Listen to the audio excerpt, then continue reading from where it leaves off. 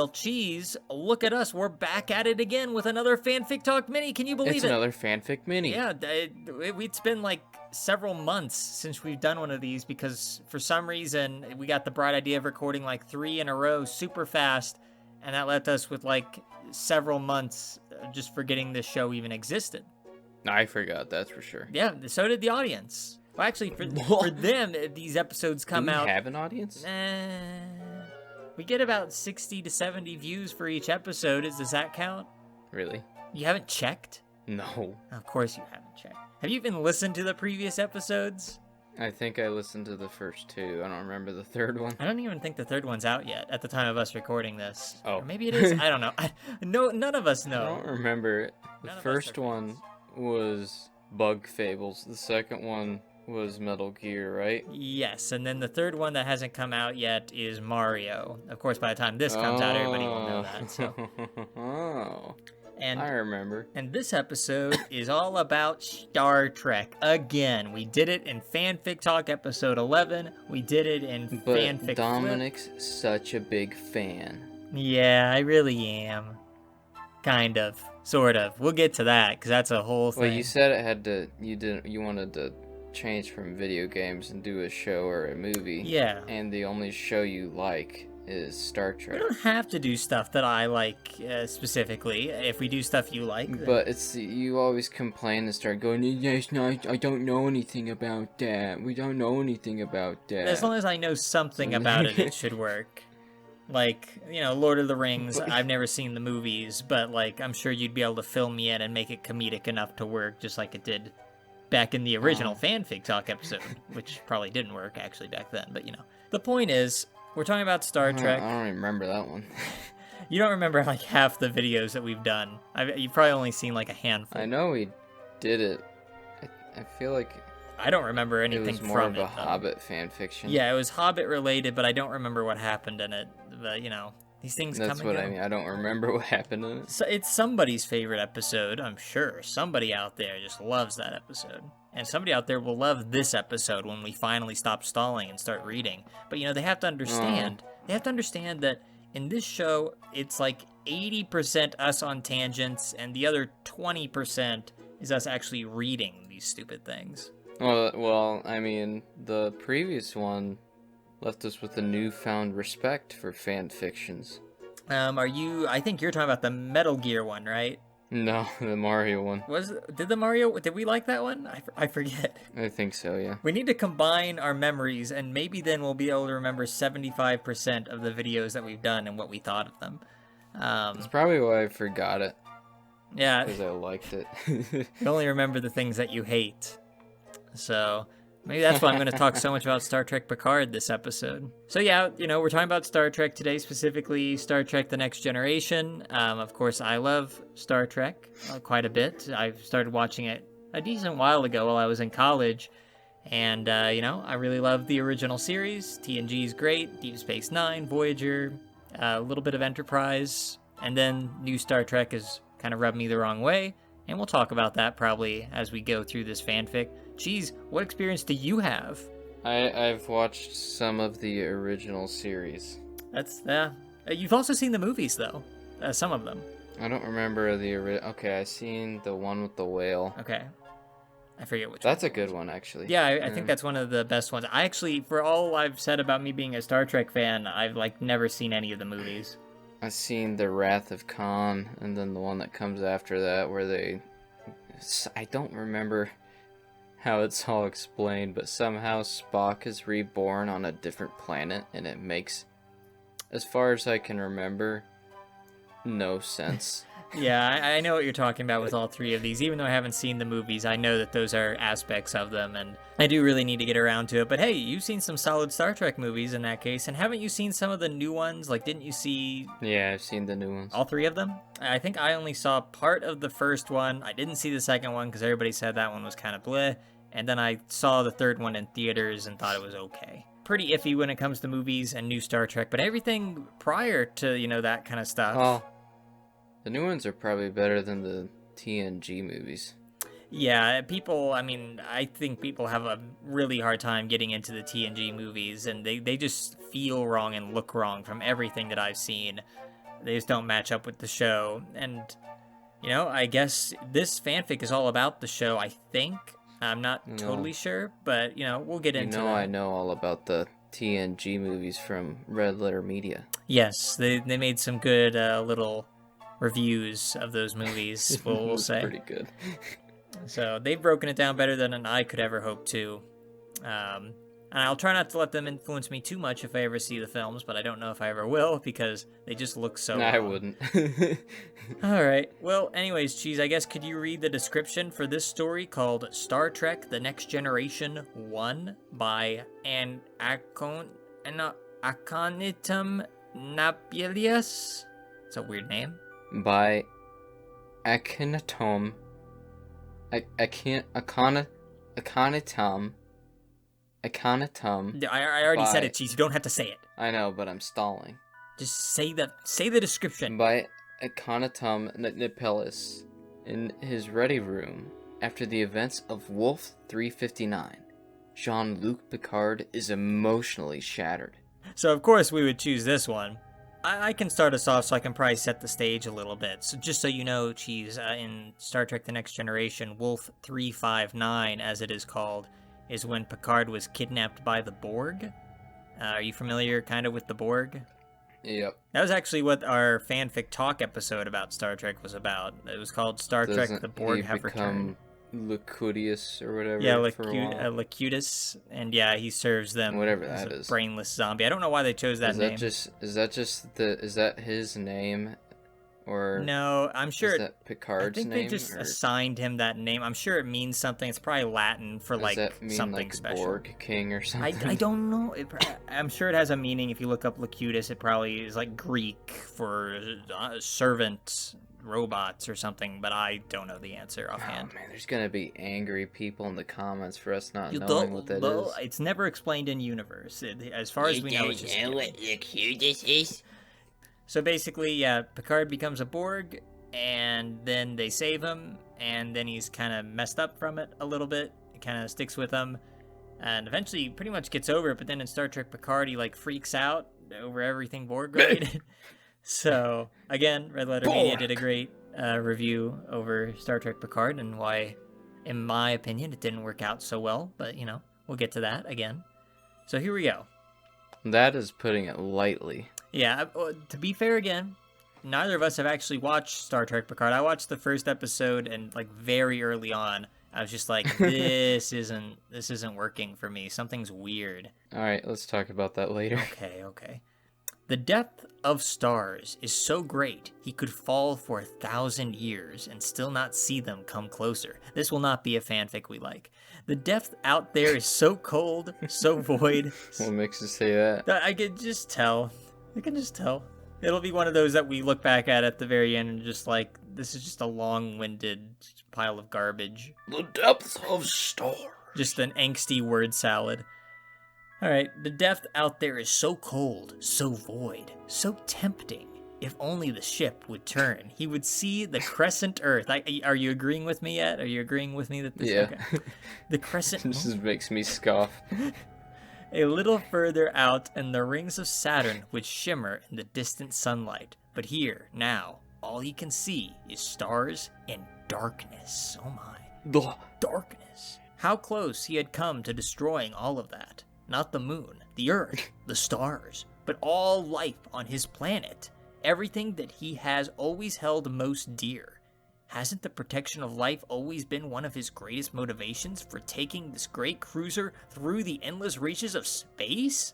Not just the 1,000-odd souls on board his ship, but all those people he uses his ship to help and defend. I didn't absorb any of that. It's just... Neither did I. He's sad. These two paragraphs basically can be summed up to Picard is sad. I wonder, we're going to be pretty sad by the end of this, I think. Probably. So close. Is it my turn? So close. Yeah, go ahead. He feels as if he's falling apart. He can't hold it all together. Can't hold it all inside. His chest is a whirling mass of feelings. Flashes of memory, of horror and pain. So much in his head. But also, so much nothing. Oh. No voices anymore. No purposeful voices in his mind. This is what the entire story is Wow. going to be, just his feelings inside as he just stands there, I guess. He's just standing in his room. Emptiness in his head is so huge that it's unbearable. Unbearable because he hated that hive mind. Unbearable because the voice is always there. In the center of his brain had become a blanket of security. No need to worry. No need to think.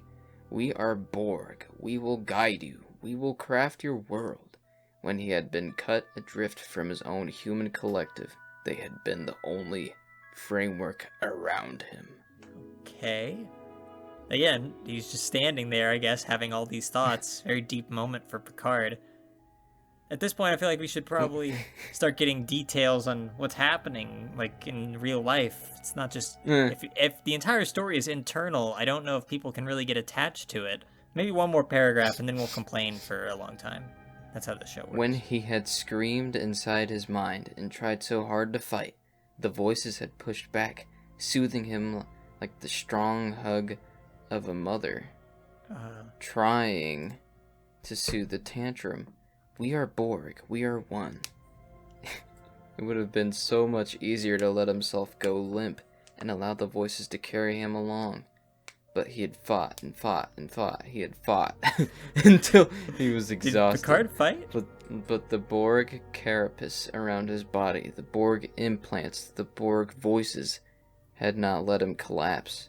It had been an endless torture, and he had not been allowed to collapse. You want to know what else is an endless torture? Star Trek Picard Season 1! Oh!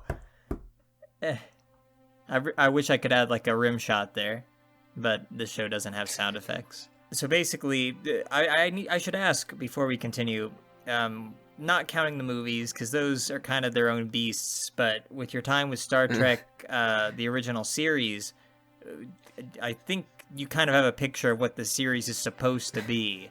What would you say that picture is? I mean, so far from the original series, it's not super action-oriented. It's more, I would say that the episodes can get pretty suspenseful and, dare I say, thought-provoking. Huh? And every episode introduces new ideas. Yes. And a new plot. That's right. There's one that was pretty good. There's some crazy alien dude that wants to kill them because they destroyed something. I think they either destroyed something or they wandered into his territory or something. Sounds like a classic TOS premise. And then they ended up on his ship, and it ends up just being a guy that was testing it, like a really small guy that was just testing I him know the that whole one. time. Well, I love think that's that the episode. Corbinite maneuver, maybe? Oh, man. If I'm right about that, then the fans are going to be really happy with me. It really gets up to points where you have no idea how they're going to get out of a situation. Yeah, the original series in particular is very wacky, very zany, kind of all over the place. Speaking of wacky, huh? the big bunny. Oh yeah, I was where it's so shocked. You never know what to expect going in. I don't even remember what the deal with that was, but yeah, the bunny from Alice in Wonderland is there on a planet, and he just hops into bushes. Now, just picture that scene in your head and how you felt about that, and imagine that happening in Star Trek Picard. There's such an utter difference between TOS and Star Trek Picard, which is to be expected. They're separated by years. But, I mean, that premise of, like, weird and wacky mysteries happening with, something different happening every episode, and usually every episode as a result of that is a self-contained story, so it's thought-provoking, and you really run into that with TNG more so than TOS, in my opinion. And then Star Trek Picard, they change it all to one big story where it's basically kind of like this. It's kind of like this fanfic where it's just very flat, very depressing.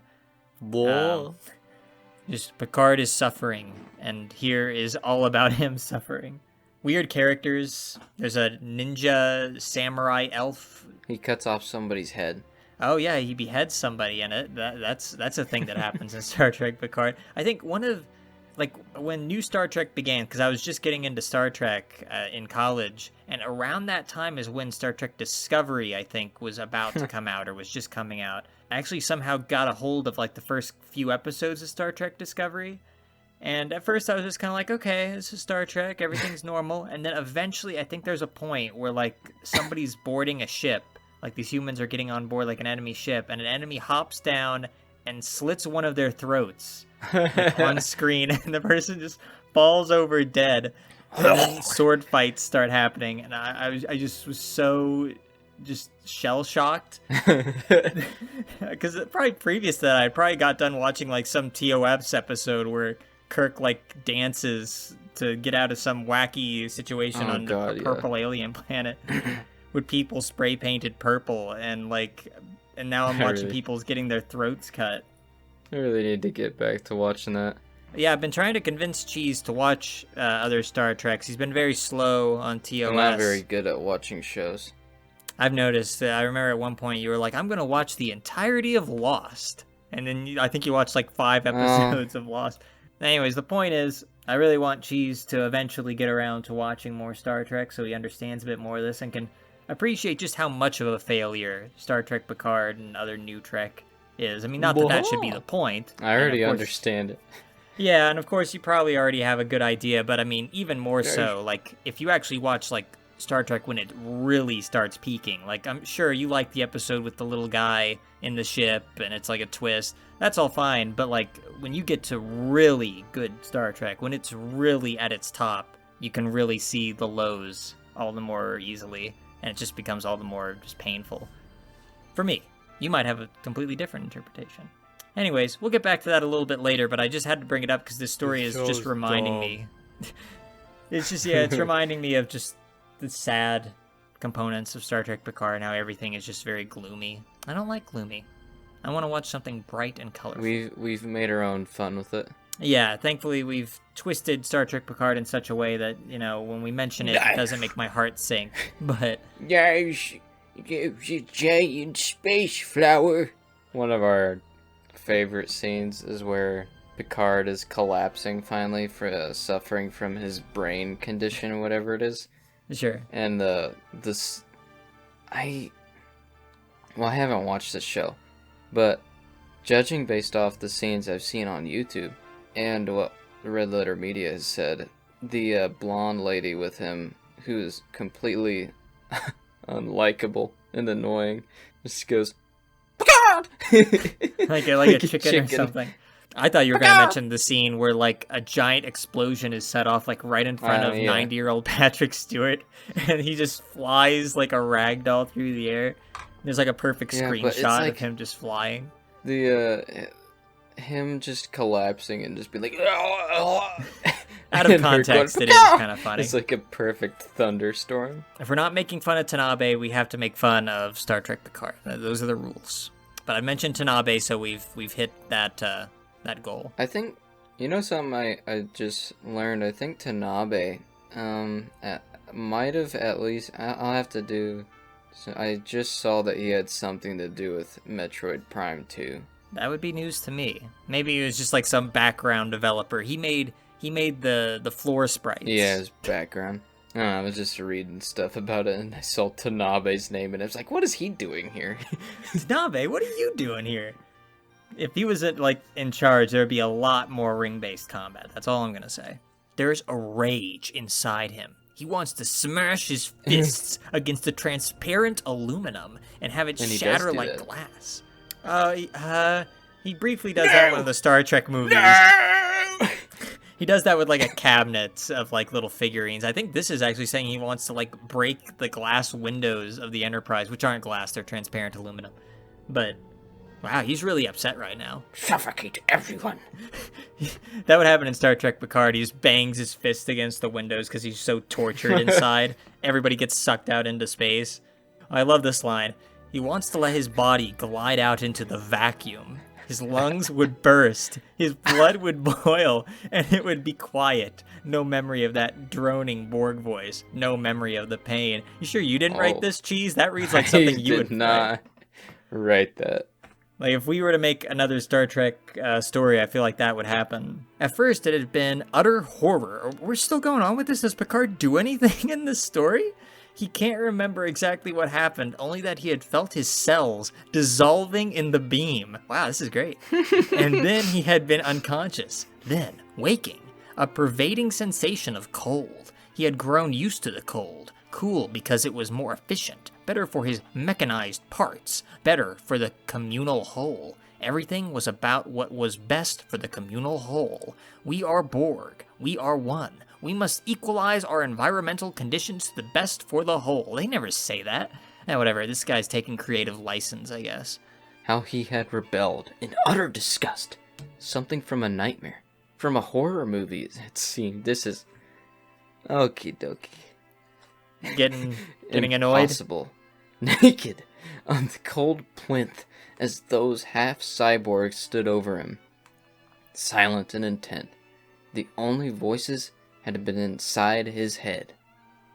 At first, there had been no voices at all, and then they had connected his language centers, and the voices had been there suddenly with no gentle awakening, just the voices. We are Borg.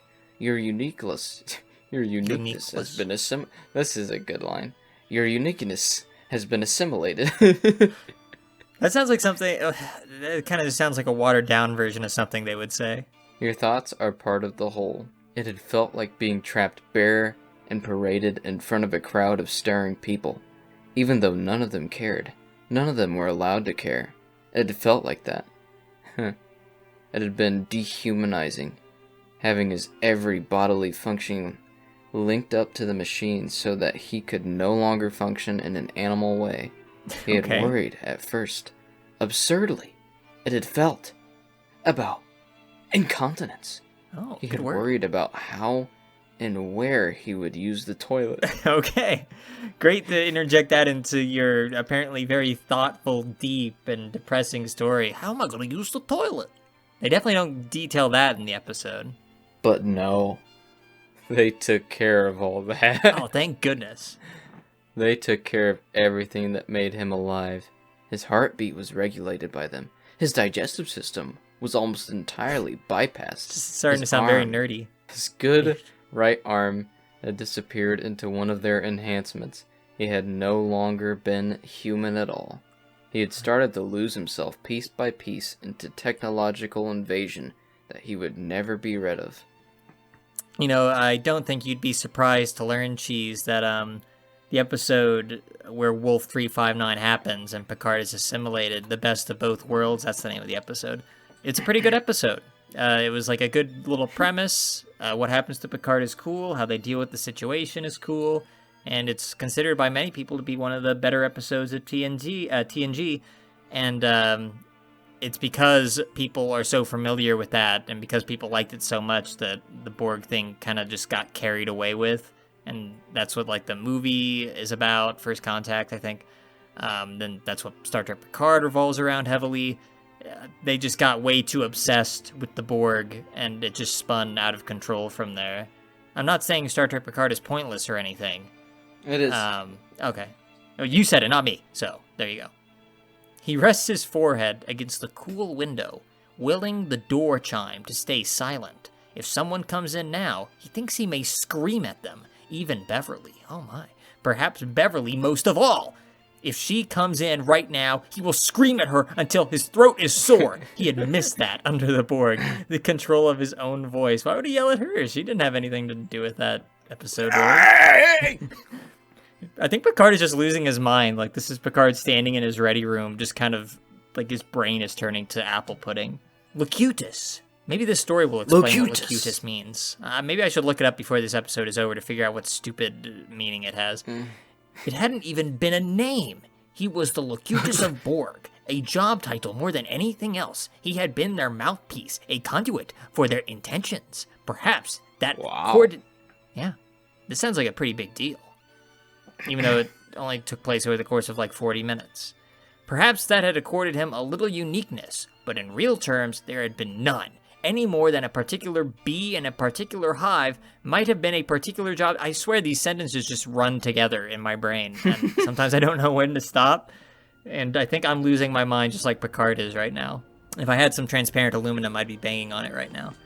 He had no more uniqueness beyond that. A tool for a particular job. I still don't see the end of this story. I keep scrolling looking for the end there. I see it. You might see it. Yeah, you have the big screen on your desktop. I have it on a little phone, so everything's all cramped together. It makes this look like it's never going to end. Only 4 more paragraphs. Oh, thank goodness. Okay, I'll read another one. Now his vocal cords, vocal cord parasites, were his own. That was a reference to Code Talker. Oh gosh, why did I say that? I didn't need to Vocal reference cord parasites. We mentioned Code Talker in the Bug Fables fanfic talk mini too. Does Code Talker have to make a reappearance? Do we really have to do I that? don't remember mentioning him in that. I do. That's the only thing I remember from episode 1 is that we mentioned Why? vocal cord parasites. Is that how we decided to do a Metal Gear in the next episode? Maybe it's all connected. I'm not sure. Now he can scream into the ether if he wants to, but he can't scream. Why? Can't let himself scream. Can't let himself break down. Even with I'm the breaking scars. down. Even with the scars still on his body from the removed enhancements, he can't let himself break down. Hey, Cheese, you want to know how the Best of Both Worlds Part 2 ends after Picard is rescued and saved from the Borg? Riker, his second in command, just walks into his office and Picard's just sitting there and he's just looking at some papers and he's just like, oh yeah, how you doing? To be fair, in the next episode he does kind of break down, but in the exact episode where he just finally got rescued and after all this crazy stuff's gone down, he's just kind of like, yeah, what's up? I'm just reading this dossier here. Just saying. All right, maybe you can read the next one so I can take a quick nap. Just wake me up when it gets good. Oh, that moment on the Enterprise, still in the grip of the Borg technology, when Data had managed to reach his mind. He had never expected to feel such a surge of gratitude and relief on contacting an android mind, but he had felt it then. It had felt like coming home, reaching out and holding on to Data's wrist. It felt like coming home, even if it were android skin and an android skeleton beneath, like being released from a coma and seeing the face of a friend. It had been like that. How hard he had fought against the controlling voice of the Borg to reach his own voice to say that one word. Sleep. Hey, I was just mentioning falling asleep. That was unintentional. How can he forgive himself? Did that one word erase everything he gave up to the Borg? Can telling Data how to defeat them make up for all they took from his mind? They took it against his will, he knows that. But still, the guilt is a great, surging thing that comes in waves, smashing through All of his thoughts and effacing everything in their Oh path. my god. How close they'd come to taking Earth. If Riker hadn't sat in that team, Picard would still be Borg, and Earth would be gone. They had come so close. You know that the story is losing us when Cheese has to start doing his silly voices to keep us entertained. Should I do the last paragraph, or do you want to? No, I'll take us home here. All right, final insult. I see what you did there. He thinks of the Like vineyards of home. being like, did you do that on purpose, or? I'll just say yes. Hey, wait. I'm smart. I'm clever. I come up with clever The story things. said whenever he reached out to Data's wrist, it felt like coming home. And also, the next sentence literally mentions the vineyards of home. So this joke, if you can call it that, has multiple layers. Whatever just happened, if that was a joke, if that was intentional, that had more layers than anything in this story. It's like an onion. Yeah, if that joke, whatever that was, if that was an onion, this is an apple.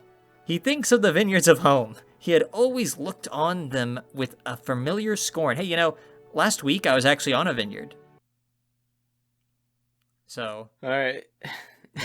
I don't know. I don't want to read this. Okay, fine. I was on a vineyard. It was fun. Now he imagines them left untended, the fruit rotting and falling from the vine, the water systems neglected, the plants withering and dying. He suddenly, I don't think this is going to have a happy ending. He suddenly feels such a surge of need for home, to touch the living soil of home. He has been broken, utterly broken apart. He is like a smashed vessel, scattered on the ground. There must be some way to heal his shattered mind. Perhaps what he really needs is his mother's arms. But he can't have that. It's a strange way of putting it. He can never have that. He can have the earth instead, and the warmth of Earth's sun on his back and bald head. Those little human things. What a dreadful pile of garbage this story is. You know, it was pretty bad when... it's not even that long. But just reading what we did had me losing my mind to the point I started just bursting out in different voices. That's how you know. Let's look at the reviews. Yeah, the one unique thing is that it has reviews. None of the other stories have. So let's see, maybe other people like this story. Maybe we're alone. We are alone. Serenidad says, a job title more than anything else. It never occurred to me, but it's true. Thanks for the interplay. I don't even know what she's saying. I'm going to read the next comment. Spot the Punk says, great little fic. Well done. I'm such a sucker for Picard/Borg recovery fic. How many of these are there? Are there a lot of these? Oh, no. There aren't that many. Oh, okay, he says there aren't that many that I've found anyways. I like how you've expressed those repressed emotions in your description of the assimilation process. Thank you. Okay. T-Pal Savak says excellent. Was it T'Pol? Was it really that excellent? Now these people, their bar of expectations must be very low if this is considered. All it was, Picard didn't do anything. He just stood in a room and had thoughts, I guess. I'm looking at the author's history. Has he done anything of note? He's written 163 stories for Star Trek. Oh my gosh. It says she's a mother. The person who wrote this, Akantam Napalis, is a mother? Yeah. That explains why this story kept on mentioning Picard's mother and how he needs the arms of a mother. Picard never mentions his mother, like, ever, I don't think. I don't think he ever mentions his mom. Maybe, like, in some weird off episode that I can't think of. He mentions his dad more than his mom. I guess so. This is written by a mom who, I guess, just feels like she's pretending that Picard is a son, and what she would expect a son to feel about their mother. I don't know. I'm trying to put layers into this stinker, and there just aren't any. This isn't Shrek. This is Drek. Star Drek. It was pretty bad. I mean, yeah, there's not much we can say review-wise, really. I mean, what's there to say? Like I said, Picard just stood there. Nothing really happened. No, I mean, nothing happened at all. He just had thoughts in his mind about how sad and angry he is that the Borg... I'm sad. I'm angry. So, in other words, this is a great prequel to Star Trek Picard in that sense, I guess. I mean, I hate to keep bringing it back to Star Trek Picard because there is, technically speaking, more Star Trek that I like versus Star Trek that I hate, but it's just it's so much easier to talk about stuff that you hate. Oh, there's about to be a lot more Star Trek that you hate. Come on. Let's talk about that for a second. We have a few more minutes. I don't even remember what the new stuff is called. I'll tell you, Cheese, because I remember it all, because it's been burned into my head like a cattle prod. I remember the animated thing, and it's like, why? Okay, well, so Star Trek Discovery. Lower Decks Season 2? That'll be one of them. So there's Star Trek Discovery coming out with Season 3 or 4. I don't know. I actually wanted to comment on that show. Oh. What do you have to say? I forgot to. See, I watched Red Letter Media's reviews on it. Okay. And then I watched the trailer for Season 3. And I remember at the end of the trailer, some people look shocked at something off camera. And then someone says, Spock! And then it goes to like a... I don't even... I think it was a really weird looking version of Spock. Yeah, they got... Of course, there's a new actor. And he looks strange. It's just so cheesy and bad. Doesn't he have like a beard or like a 5 o'clock shadow or something? That's all I had needed to see to say, show's pretty bad.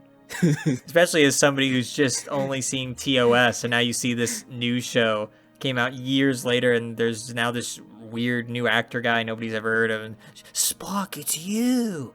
You're in Show's our bad. show. Watch our show. Spock is here. He's got pointy ears. You know him. Everybody knows Spock. Watch our show, guys. This isn't a Spock? failing show. Spock. Okay, well, I better let you get going on your rant. Oh, sure. So there's Star Trek Discovery, the next season, whatever it is, I don't care.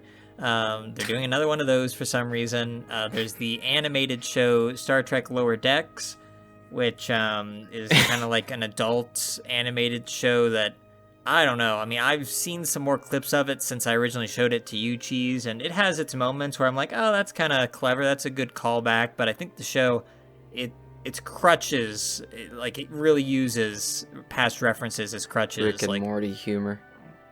Yeah, something. I know that somebody was worked written on Rick by and Morty. Rick and Morty people. Yeah, and Was has it? like a somewhat similar art style. I don't think everybody who worked on Rick and Morty went over to this show. I mean, it's just like a couple people or maybe Yeah. just one person. But yeah, it has like blood and a lot of.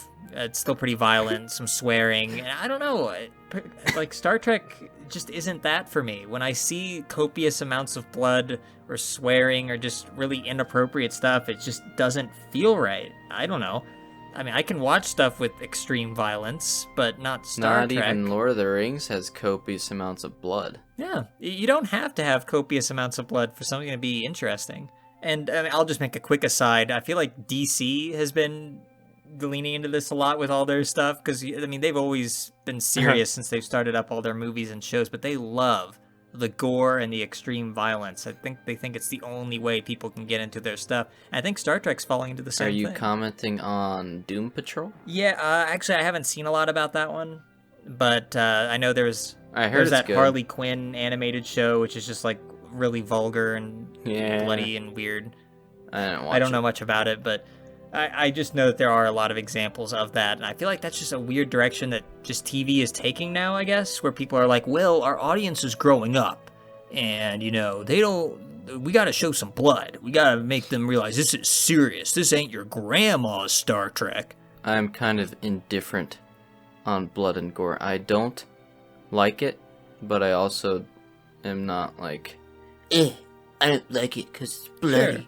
kind of person It has either. its place. I Yeah. just don't think it has its place in Star Trek, because for so many years Yeah, that just like- wasn't a thing. Maybe you'd see a bit of blood here and there in Star Trek, but I don't think you see people getting their throats slit and then getting into stupid sword fights. So anyways, yeah, so there's Star Trek Lower Decks, Star Trek Discovery. There's going to be a new show called Star Trek Strange New Worlds, which they say is going to go back to the old style of Star Trek, where it's like every episode is something different. I think a perfect example of something where I say it needed to be rated R was the Venom movies. Yeah, that seems like a somewhat I- fitting thing, because it's about a villain, about a pretty creepy looking villain. Anti-hero. Oh, is it? Okay, I'm sorry, cheese. I thought it was pretty Tame? weird that they would try to do Carnage PG. Yeah. It just doesn't work. Feels like the things that deserve to be more intense end up getting curtailed into just like baby stuff, and then the things that should be a bit Yeah. more reserved, like Star Trek, those are the ones Yep. that get the blood and gore. Who's in charge of this? What was it, CBS? Yeah, CBS, and there's a whole thing with Alex Kurtzman, who was responsible. CBS All Access. Oh yeah, I mean, I could go on and on about all the troubles with Star Trek and how now, like, you can't even see it on TV anymore. If you want to see Star Trek, you got to subscribe to this streaming service, which I guess everything's just going to streaming now, but it just feels kind of weird, again, for Star Trek. Things can change. I'm fine with things changing, but I don't know, Star Trek's entering a really weird phase right now, especially with all these new shows. Strange New World is coming out, there's Lower Decks, there's Discovery. They're making an animated show for kids called Star Trek Prodigy, which is like a Janeway Voyager crossover with kid. I don't even know what they're doing with. And there's like- Star Trek Picard season 3. Everybody knows that the kids shows these days are absolute It garbage. looks like, I mean, I've heard people saying like, "Wow, this show looks cool. I'm gonna watch it." I don't know what they're seeing. Uh-oh. I actually don't think I've seen anyone say anything negative about it. I mean, I haven't really looked into it. I'm sure people have, but Star Trek Prodigy looks like garbage that'll last 5 episodes, and then everyone will forget it existed. Like, you don't need to make a big animated stupid thing, CGI graphics and goofy characters for kids to get them into Star Trek. No, there's Just do Star Trek. there's lots of ways you like, could do it. like how it's supposed to be. But even beyond that, Star Trek Prodigy, it doesn't even look like Star Trek. Like, there's the captain, and the ship kind of looks like something from... They could do, I don't know, if they wanted kids to be, if it wanted to be like a kid show, they could do the normal Star Trek thing, but you're looking at it from the perspective of like a captain's son growing into a role or something like that. Well, there you go. Kids can relate. You hardly even know anything about Star Trek, and you came up with a better idea than whatever they're doing in Star Trek Prodigy. I don't even know. Star Trek Prodigy feels like a fever dream. Like, you just have a dream of something really weird, and you wake up and just be like... I remember taking a screenshot from it and sending it to you. I feel like it's very Something weird, isn't it? screenshotable. And then, of course, the final, like, nail in the coffin... and which coffin is a very fitting word considering the age of its star. Star Trek Picard, Season 2, baby! It's coming! They're doing it. Which is just doing the whole time travel thing again. Yeah, and not only that, but they've already confirmed that there's going to be a Star Trek Picard Season 3. I think I saw that news, and I was just so livid. You don't even know if Season 2 is going to be good yet. Everybody hated Season 1. Not everybody, but, you know...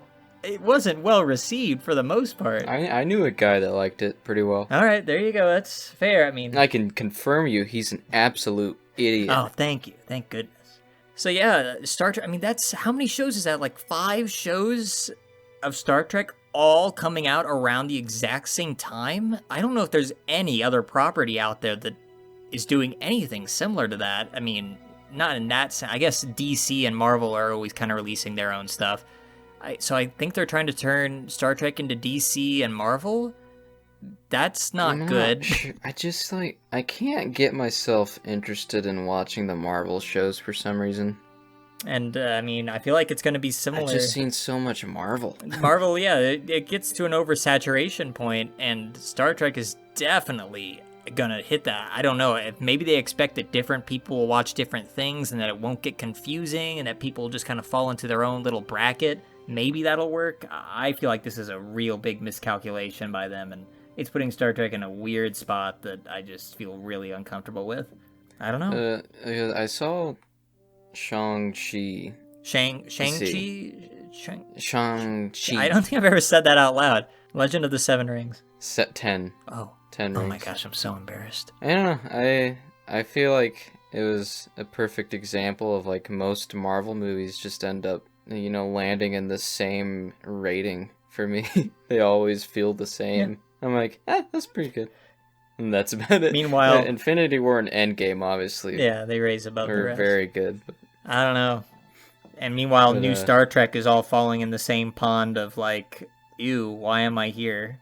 Star Trek can be great if it's handled right, and I just don't think it is, and I don't know if it ever will be anytime soon, unfortunately. Probably not. It's kind of, I hate to end this podcast on a bittersweet note because, we've done that a lot with Paper Mario and all. This just in, Tanabe is directing... No, we're not. Tanabe is directing Picard Season 3. Who knew? They bring back classic TV shows from the old, like, whenever we were growing up. Like Teen Titans. Sure. And then you see the modern Teen Titans show. Very different. And I don't even know if that show's still going on, but... And then I think they even did the same thing with Thundercats. And I never watched Thundercats. Sure, I didn't either. It's just like a running thing. The Patrick Star TV show, garbage. They're making the young SpongeBob show at the same time. SpongeBob's the Star Trek thing. Place. Yeah, Star Trek. Ridiculous. Everything, old stuff, when they try to remake it, it just kind of starts getting watered down, and people start getting confused about what the property is supposed to be. And before you know it, you just end up with something that's either a shadow of its former self or it's Star Trek Prodigy, where I don't even know what's happening. And I think I'm having a stroke. So, Cheese, we've had a long... Is it time to wrap it up? Yeah. After all this discussion, Cheese, I think the real takeaway is, or the real question is, you want to watch some TNG with me? I guess. Okay. But yeah, the main takeaways is modern Star Trek and kids shows is garbage, poopy diapers. Just poopy diaper garbage. Don't waste your money on these newfangled contraptions of shows where they just piece everything together like Frankenstein's monster. Go with the old stuff. There's some good stuff in the past. Don't be in a rush to. Oh yeah, and if I ever have my kids watch Star Trek, I'll just be like, we'll watch the old show. That way you don't have to explain to your kids that somebody's neck just got slit. Well, Cheese, it's been fun. Not really. This has kind of been dreadful, but we did it. We finished it. I guess we'll see you guys next time, hopefully with something a lot better. I guess that's it. Bye-bye for now. All right. Bye-bye. Bye. Bye-bye. Bye-bye. Bye. Bye-bye. Bye. Bye. Bye. I really hate Tanabe.